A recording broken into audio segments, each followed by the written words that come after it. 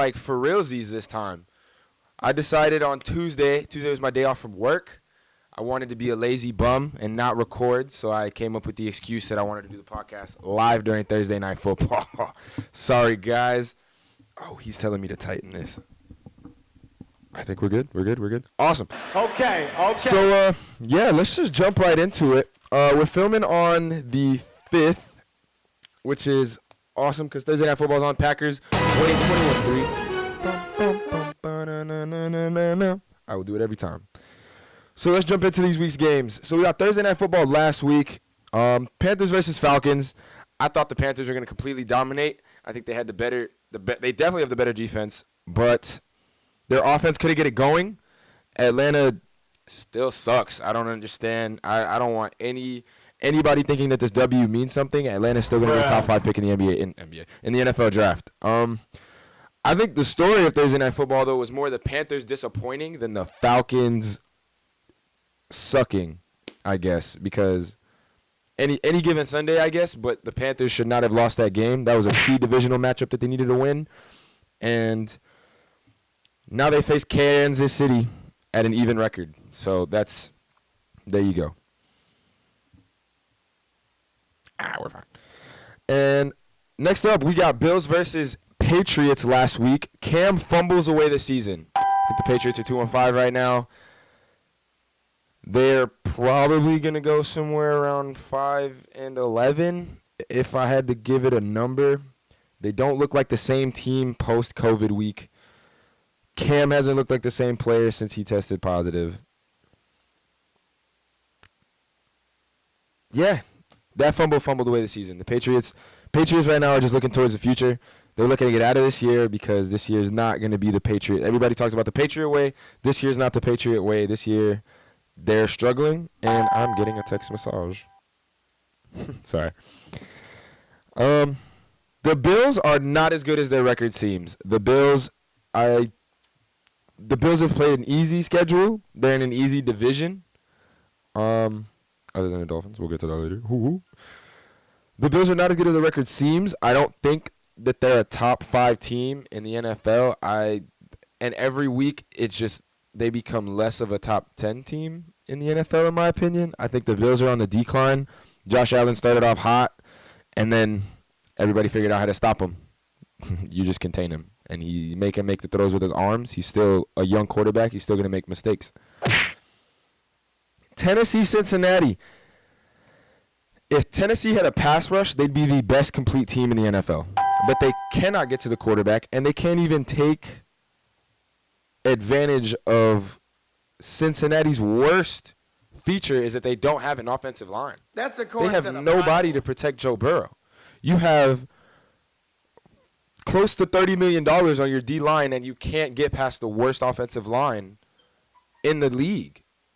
I think Tennessee needs to figure out what they're doing with their pass rush at the deadline, which was rather uneventful. I was really disappointed in this year's trade deadline. But at the deadline, they went and got a corner.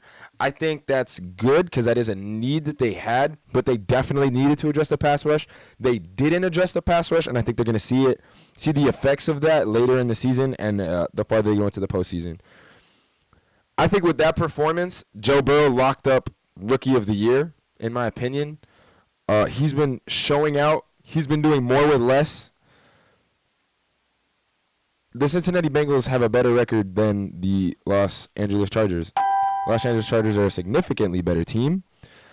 Although I think Herbert's doing awesome, I think nobody's going to come close to what Joe Burrow's going to do this year, and he pretty much has locked up Rookie of the Year. Okay. The Raiders D showed up. In Cleveland, there was terrible conditions. It was snowing one second, raining another. The wind literally blew a field goal out of – it was leaning towards the right to go in the upright, towards the right upright, and then it completely hooked and missed left. So the weather conditions in Cleveland were terrible. This was a game of strategy. This was a game that shows off the head coaches and the defenses. And the Raiders' defense showed up versus a very explosive Browns offense. The Browns. The Browns are the NFL's version of Jersey Shore. It's a reality TV show over there. There's always something going on. There's always drama. And that's why we tune in. That's why we keep watching. Everything good? Awesome. Live's going well. The Colts and Lions played. The Lions will celebrate this season with a 6-10 record. I know it sounds crazy to celebrate a 6-10 record, but Lions fans are not used to that. So this one's for you, Paul. Paul's my manager. He's a Lions fan. I think they go 6-10. Definitely an improvement. Matt Patricia's best season, I guess, as a head coach. Matthew Stafford will have an amazing season. He's top 10 quarterback. I love Matthew Stafford. The Colts are 5-2, and they're not even meeting their potential. They have a lot of injuries, especially on the defensive side of the ball, which I think is where their strength is at. They are very young on the offensive side of the ball. But when you give me an experienced quarterback, explosion at running back, which they've got two guys that can really do it all at the running back position. When you give me the best offensive line in football, T.Y. Hilton's still on the outside, and a great defense, you're one of the best teams in the league. But right now they're not playing up to their potential due to injuries, due to stepping in their own way, just making too many mistakes. And they're going to figure it out and be a better team as the season goes on. And they're going to be just fine. This one was a shocker. As we're talking about Green Bay's up 21-3 on the goal line. 3rd and goal. What is Rodgers cooking up, dropping it, bootleg out to the right. He's going to chuck it. Touchdown, Packers. Bruh. I think that was Valdez-Scantling. Yep, Valdez-Scantling catch that one in the back of the end zone. Great pass. Great play. Awesome execution. Loved seeing that. It is 27-3, soon to be 28-3. Anyway, last week the Vikings upset Green Bay. Dalvin Cook, when he's healthy, is a top 5. I'm sorry. I apologize, Dalvin. He's a top 3 running back in the league. I think when all the running backs are healthy, you got Christian McCaffrey and Derrick Henry and Dalvin Cook. So he's like right under the two best guys to do it right now. I think Minnesota has a stud. They're just going to keep handing him the rock, and he's going to do what he does. Not on Minnesota's train, though. I think they're too far behind in that division. They are not a very good football team. They don't have a very good quarterback. Kirk Cousins, you're a good guy. Not a very good quarterback. Green Bay's defense needs to step up for realsies. They got no pass rush. They cannot stop the run. Their D-line is good on paper. Good on paper. They show up sometimes.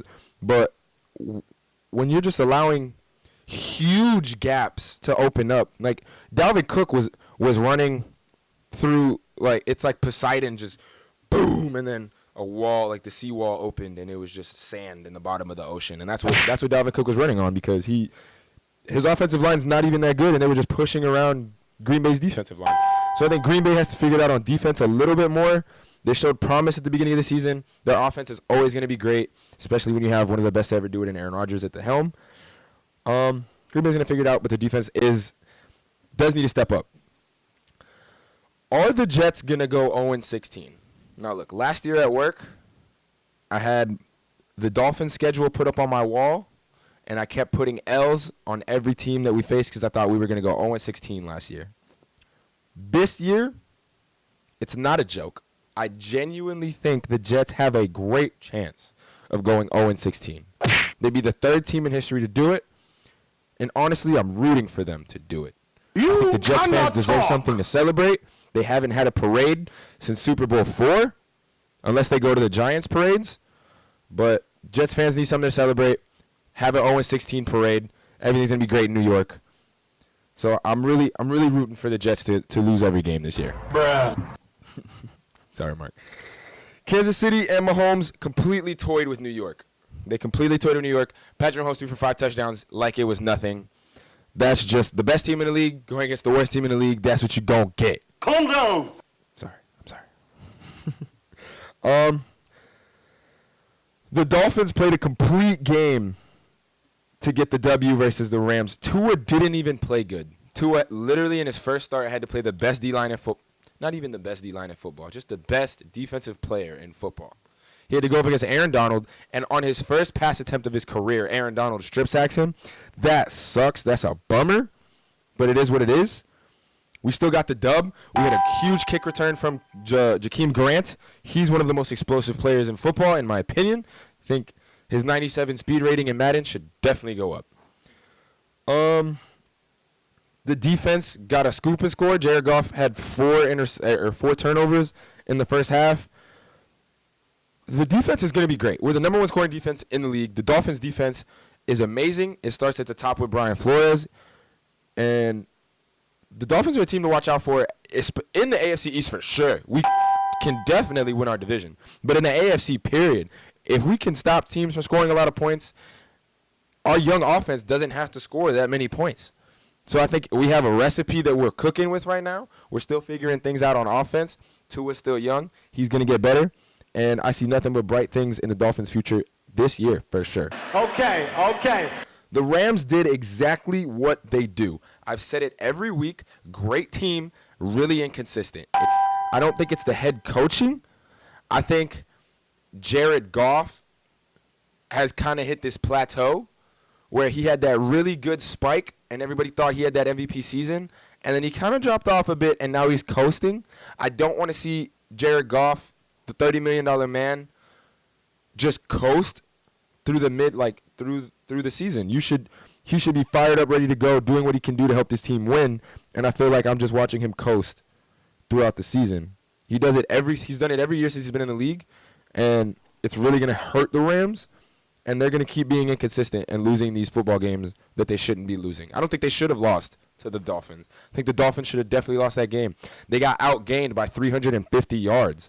The Rams should have walked all over the Dolphins. But it didn't happen. The Dolphins dominated, even though they were the worst team statistically. New Orleans versus Chicago was a great game. And I am not convinced that New Orleans is a legitimate team. Sorry, I got my people is trying to check my sound. Everything's good. Cool. So New Orleans is not a legitimate team. I do not consider them a for real contender. Do not believe their record because their schedule gets harder. They play Tampa Bay this week. Their schedule gets harder. They're going to lose a lot more games than what they're showing. And yeah, I've hated on New Orleans all season. I'm going to continue to do it because this is Drew Brees' last year, and they're not going to do anything with it. Chicago's offense needs to get better. That's one of the best defenses I've ever seen. Like, the star power on that defense is amazing. You got guys like Fuller, Trevathan, Mack. Everybody on the D-line should make the Pro Bowl. Everybody on the D-line should make the Pro Bowl. That's one of the best front sevens in football. That's one of the best coached defenses in football. For them not to be one of the best teams is insane. It's crazy because Nick Foles came out on record and said sometimes when Matt Nagy calls plays, in his head he's already given up because he knows it's not going to work because he knows he's not going to have enough time because the offensive line isn't good. They're not blocking for him. You can't run successful plays. You can't make plays down the field when your offensive line's not blocking. You can't win the game on slants. You can't win the game on short routes. You got to take chances down the field every once in a while. These plays, Nick Foles can make these plays, but the offensive line is not giving him any type of chance to get the ball out of his hand. And if that's the situation with Chicago's offense, they would be if that wasn't the situation, they'd be a top 5 team. But it is the situation, not even a top 15 team. And that breaks my heart. But that is what it is. Their offense just needs to get better. Trash Can Cisco is the most injured team in the NFL. Sorry, Mark. For sure. The most injured team in the NFL. I don't know what their medical staff is doing. I don't know what their training staff is doing. I don't know what the coaches are doing in practice. But it's the most injured team in the NFL. They have no quarterback for at least 6 to 8 weeks.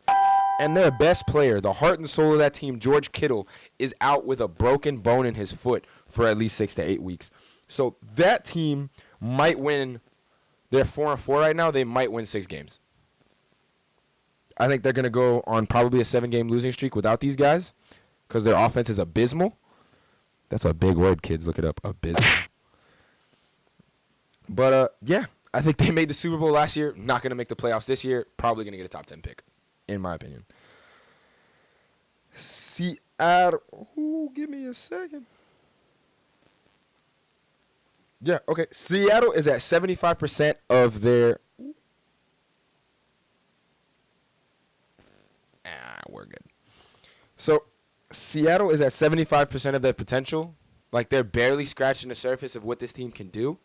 And they're 6-1. They've only lost 1 game in overtime. Like, they're just winning. And you want to know why? It's because of that man. The best football player in the world. It's because Russ is going to run. Because I speak my I'm sorry, guys. I get so excited. But Russ is rushing, man. Russ is going to win MVP this year. Russell Wilson is the best player in the league. Him and Patrick Mahomes and Aaron Donald. But they're winning because of Russell Wilson. If anybody else is playing quarterback for the Seahawks, they're not 6-1. They're not a Super Bowl contender. They're not a top 5 team. But at 75%, they're 6-1, and by the end of the season, they're probably going to be at 100% of their potential, and they're just going to be amazing. They're going to be unstoppable. And watch out, mark my words. Russ is going to win MVP. Seahawks might go all the way to Super Bowl. And that leads me to the Eagles. The Cowboys suck. The Eagles suck.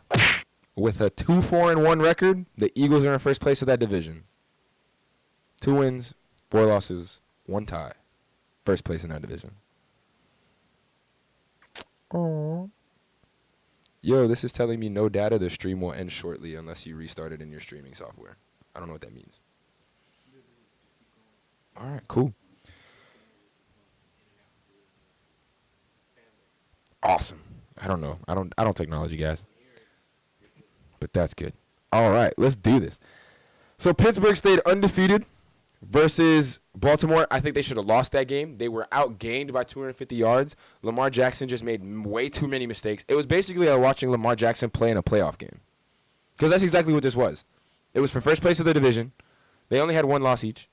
Like, if Baltimore wins this game, they're tied for first place in the division. So this was a playoff game for Lamar Jackson. And he blew it. Multiple turnovers. Played a horrible game. He's going to do this in the postseason this year, too. Don't get me wrong. They're going to make the playoffs. But he's going to choke. And he's going to do this. Baltimore fans, don't be mad. It's just what he does. When he needs to win games, he can't. That's just what it is. Pittsburgh undefeated, 7-0, last undefeated team. Their next 3 games are all, I think it's the Jaguars, the Cowboys, and the Texans. I think combined, all 3 of those teams have 5 wins. And Pittsburgh has 7 wins. They're going to go 10-0. They're going to start the season 10-0, and that's crazy. Nobody would have predicted that. Still not the best team in the league. The Chargers blow their 3rd straight 3-score lead. 4 straight games after leading by 16 points have they lost. Their last 4 games, they've been leading by 16 or more and have lost. Their past 3, they've been leading by 17 or more and have lost. But I love Herbert. I think they found their guy. They just need to work on fixing the mistakes on offense. And, oh, my God, people can comment stuff? What? That's crazy. My mom's in the chat. Hey, Mom. I've always wanted to do that. But, yeah. Yeah, the Chargers and the Falcons are pretty much in the same boat. The Chargers are still going to get a top 10 pick. They're going to keep rebuilding. Everybody forgot. The Chargers are still rebuilding. One of the best. I think they're one of the best football teams in the league, but they're still rebuilding. I don't want to say it's Anthony Lynn. Anthony Lynn is the head coach of the Chargers. I think he's a great head coach. He's really building a winning culture. They're a young team making too many mistakes, and I feel they're going to get over that hump soon. In the next 2 years, you'll see them start to get over that hump, and really Herbert will come out and show his potential and do all the things he's got to do. But everything's going to work out, but right now it's not working, and they're kind of the laughingstock in the league if Atlanta doesn't exist and the Jets don't exist.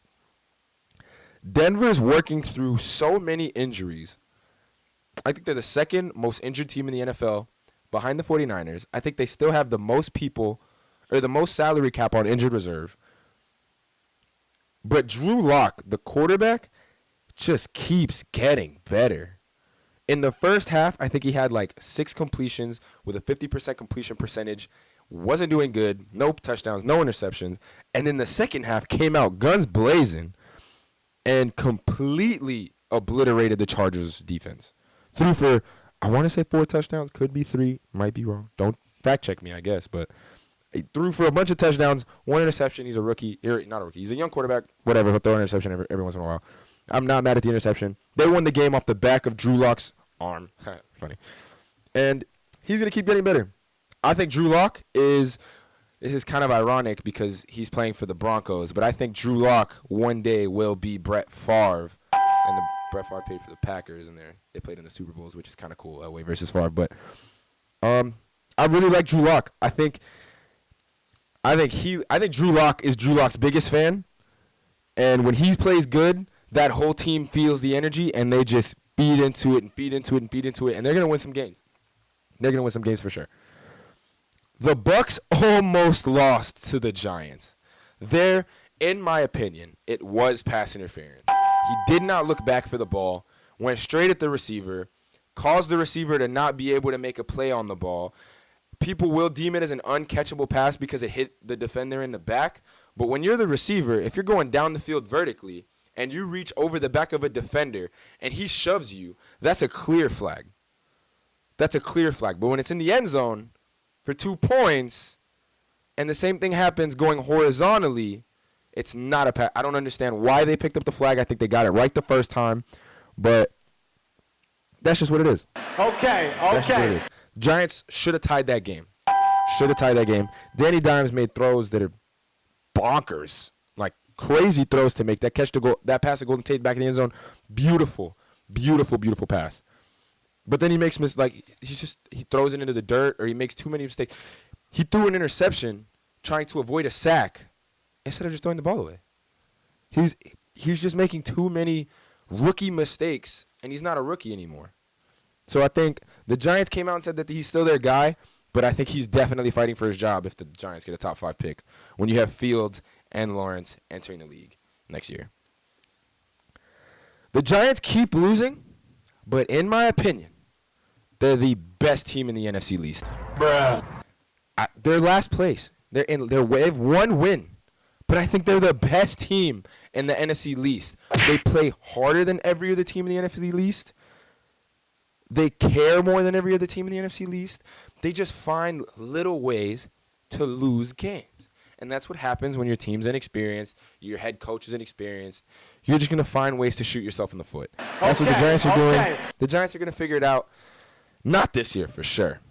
But if somebody told me in 8 weeks when the season, or 9 weeks when the season's over, that the Giants are in first place of the NFC East and make the playoffs at 6-10, I would not be surprised at all.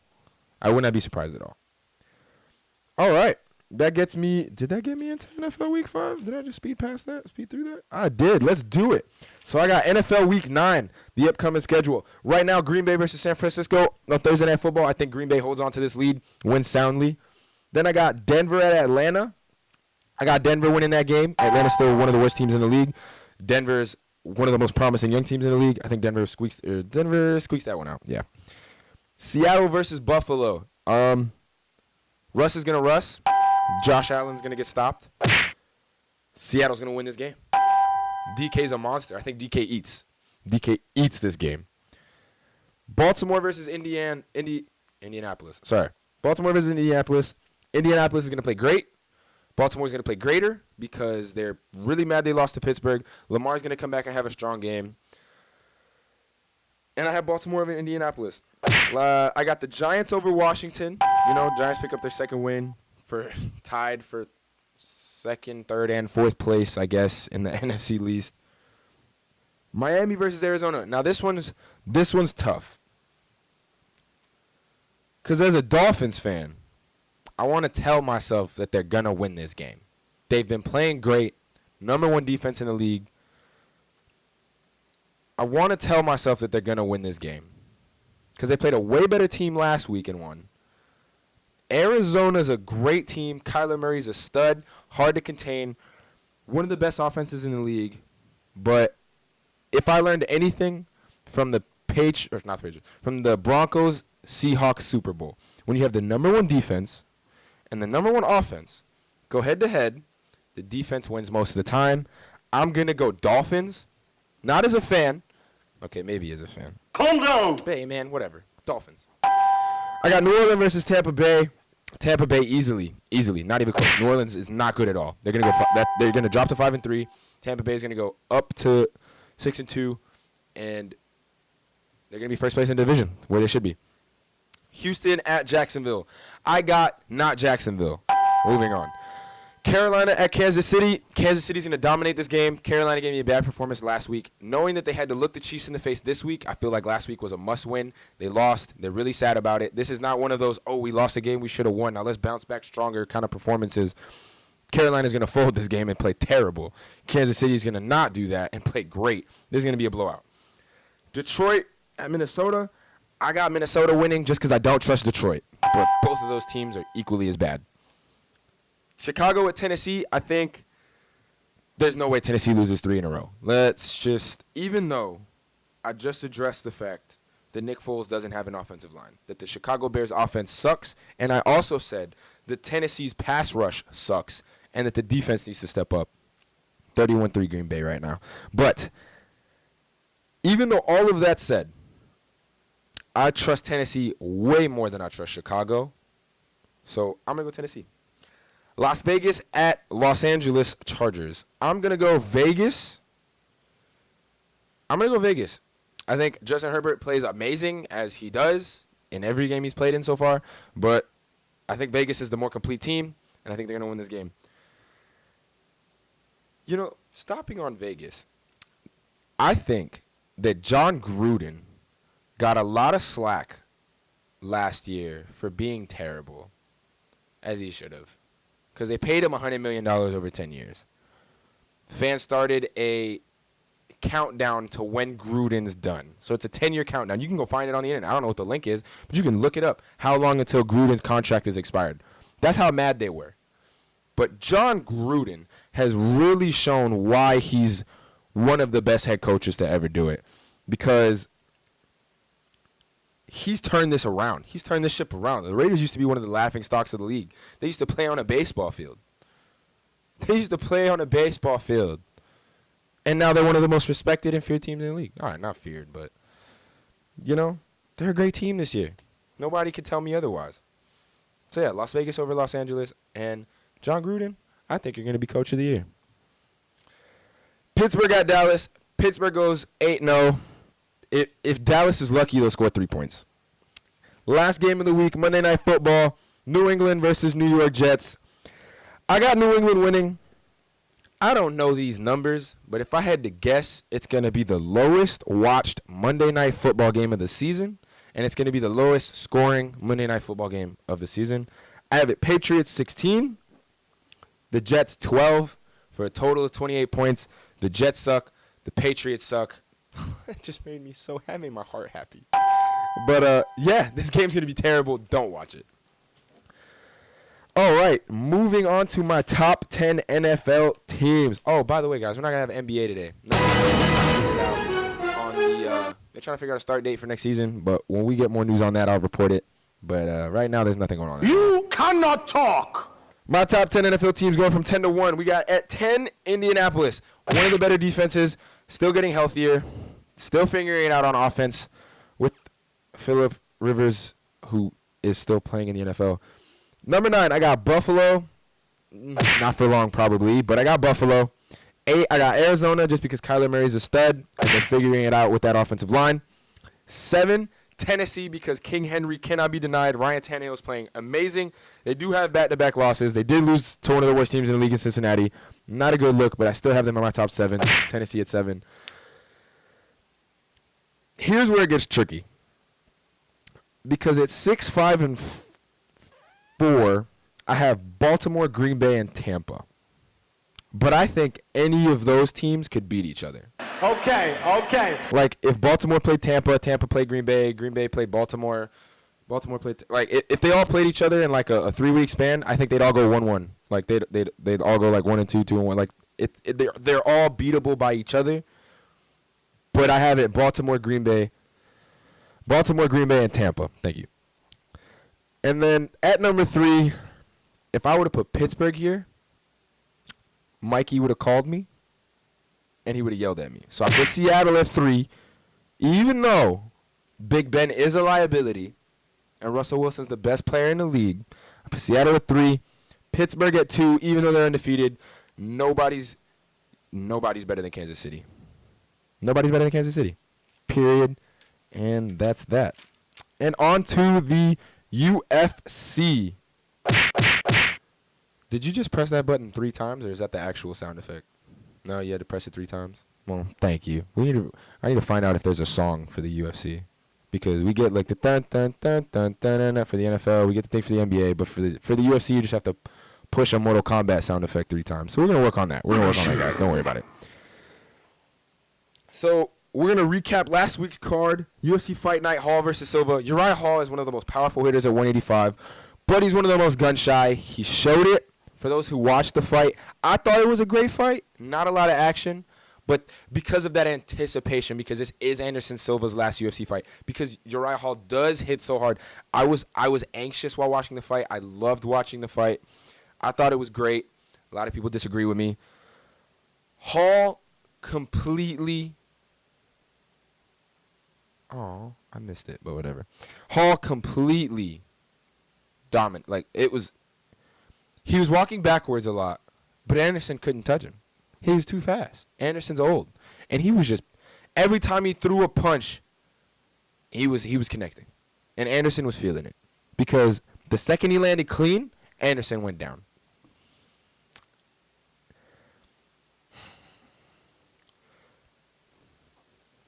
It makes me sad to say, because Anderson Silva is so respected throughout the sports world, really, but especially in the mixed martial arts community. He's one of the best to ever do it. He's an inspiration to kids all around the world trying to do martial arts. He's an inspiration to guys like Uriah Hall, to guys like Israel Adesanya, who came into the UFC and started training in mixed martial arts because they watched Anderson Silva do what he did throughout the 2010s and the 2000s. But his UFC's career is over. Dana White came out publicly after the post-fight and said he regrets letting him fight. I agree. I don't think he should have fought anymore, especially with the knee, with the way his last fight. He lost his last fight. He got leg kicked in the knee and his knee exploded. So he had to just fall on the floor and tap. And then you put him in there with a killer like Uriah Hall and he gets knocked out. I think his career's over, hopefully. Not hopefully as in I want it to be, but hopefully for his own health and safety. But that was tough to watch. But congratulations to Uriah Hall. Anderson Silva, kudos to you. All the respect in the world. Love you, man. All right. Bryce Mitchell stays perfect in the UFC with big win over a big name in Andre Touchy-Feely. That's actually his nickname. I didn't just say that to be weird. I think it was a great grappling battle, really. And then when they were on the feet, Andre was, in my opinion, getting the better of the exchanges. But Bryce was putting all the pressure. Bryce was doing all the grappling. I think Bryce is one of the best grapplers at 145. He just makes the ground, like it's the transitions are smooth. Like he's just always looking for a submission. And when you're fighting somebody who's always looking for a submission, you're gonna get tired faster. Especially in the IQ, your fight IQ is just gonna keep dropping and dropping and dropping because you're so worried about what is gonna come next that if you don't predict the right thing, you're pretty much a goner. Bryce Mitchell's I was about to say he's a thug. His nickname's Thug Nasty, but Bryce Mitchell's a stud. I love that guy. Still love Andre Feely, but he's got some things to work on. Greg Hardy KOs the crochet boss, Mo Green. Not surprised at all. I think I called it. But I'm glad it was a KO because heavyweights, when they get into those later rounds, they just stand there for a while, throw a couple big punches every once in a while, but they're tired, fatigued, and it's usually boring. So I'm glad it was a KO. Congratulations to Greg Hardy. Kevin Holland completely dominated Charlie Ontivera. Charlie Ontivera had to verbally tap because he got slammed on a takedown attempt, and I don't know what happened, but something in his neck. I don't think he could move for a second and freaked out. He did get rushed to the hospital, did leave on a stretcher, completely okay. He took a picture. After leaving the hospital, he took a picture with middleweight champ of the world, Israel Adesanya. Actually took the fight on 3 days' notice, jumped up a weight class. All the credit in the world to Charlie Ontivera. Completely got dominated by Kevin Holland. And Kevin Holland's the real deal, in my opinion. He just ragdolled a grown man like if it was nothing. Bobby Green, in my opinion, should have won the fight. I watched the fight. I think he put the pressure on Moises. Did he fight Moises? Whoa, I'm tripping. Yeah, Thiago Moises. He put the pressure on him, did everything he was supposed to do, and I honestly think he won the fight. The judges didn't see it that way. That's why you don't let it go to the judges. Bobby Green wanted to stay undefeated in 2020. Didn't do that. But I think he won a lot of respect. Thiago Moises got the W. I'm sure that's good for him in the rankings. But in the eyes of the fans, I don't think this means much for him. I think he still has to prove what he has to prove. Bobby Green's a stud, though. I think he should have won. Alexander Hernandez gets a big KO over Chris Gritzmacher. I think he hit him with an uppercut and then a 1-2 down the pipe head kick, and then just rattled off a combination. And Chris just completely limped out, like head in between his feet is not good at all. Alexander Hernandez, after a couple lackluster performances after losing by KO to Donald Cerrone, I think with this KO he uses that momentum to move forward in his career. I'm glad to see it. Kind of. Adrian Yanez made it look easy with a head kick KO. And Adrian Yanez is a name to watch in the UFC because he's new, he's fresh, he's young, he's KOing people left and right. Great set of skills. I love Adrian Yanez. Okay. Last but not least, Sean Strickland absolutely dominated. And if you watch the fight, he was actually trash talking. You can hear it because they're in the Apex, so they're in the UFC Apex, which is where they're holding all the fights in Las Vegas, since there can't be no fans right now. So you could hear him. He was just screaming at the guy, like, "Come on, man, just fall," just hitting him combinations. The guy wouldn't fall. Guy was really, really tough. The guy that Sean fought, I can't recall his name, forgive me, but yeah, it's good to see Sean Strickland back in the UFC after that motorcycle action a couple years ago. I'm glad to see that he's doing better. Looks completely shredded. The guy's probably in the best shape he's ever been in, and this is after an accident. So this is a feel good story, you know. That's my heart's warm. Congratulations, Sean Strickland. All right, upcoming UFC Fight Night: Santos versus Teixeira, or Teixeira, I think is how you say it in the country of Brazil. I apologize. But Thiago Santos hasn't fought in over 500 and some change days. Glover Teixeira is one of the most active fighters at light heavyweight. Is that going to make a difference? Absolutely not, because Thiago Santos' last fight, I don't know if anybody remembers, but he actually took John Jones to a split decision. He's the closest man to ever get to beating John Jones. Other than that time he got to John Jones is undefeated, but that's not the point. Thiago Santos almost became the light heavyweight champion of the world on no knees. Blew both of his knees in the first round trying to throw kicks versus John Jones, and still was able to thug it out, tough it out, and damn near win the fight versus the best of all time. So, yeah, I got Thiago by KO. He's in my flavor for 5. He's going to get a title shot with this win. There's no doubt in my mind. This is my lock for the week. Santos will win by KO. All right, next up we got Arlovsky versus Tanner Boser. I feel bad. I feel like a bad UFC fan. I had to Google Tanner Boser. I had to Google him. No idea who he is. Everybody knows who Andrei Arlovsky is. He was UFC heavyweight champion of the world, known for his vicious knockouts, crazy Russian dude. He's awesome to watch fight. I had to Google this Tanner guy. I watched a lot of his highlights, whatever. People watch highlights, but whatever. I watched his highlights. I think he's got power in his hands. He's got somewhat of an okay gas tank at heavyweight, and he's not terrible. And I honestly think he gets the KO. Thank you, sir. I honestly think he gets the KO because Arlovsky is on the tail end of his career, should not be fighting these younger guys, but he is fighting these younger guys. And I got Boser by KO, and I think Andre should retire. Next up, we got Ian Heinisch versus Brendan Allen. I think this is going to be a great fight. Both of these guys come to win. They do not like losing.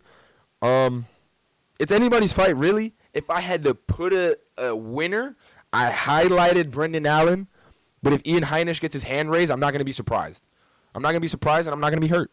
I'm going to really enjoy watching this fight, I think. I think this fight it's in my flavor for 5. We're going to get to it later, but this fight's going to be amazing. Then we got former 2-time challenger and The Ultimate Fighter head coach Claudia Gadelha going up against, I don't want to butcher this, she's from China, Yan Xiaonan is how I would say it. I guess I'll find out on Saturday when I hear John Anik say it. But, it might not even be John Anik. But I will find out how to say that, and I will come back to you. But I do have Xiaonan by UD. I think she's the more complete fighter. Claudia Daly's got the better camp, but she's also on the tail end of her career. I've noticed that with COVID, the UFC is pairing. Oh my God, what's going on in the chat? Dolphins are gonna win on my birthday. Yes, they are, Mom. Happy birthday. Happy birthday.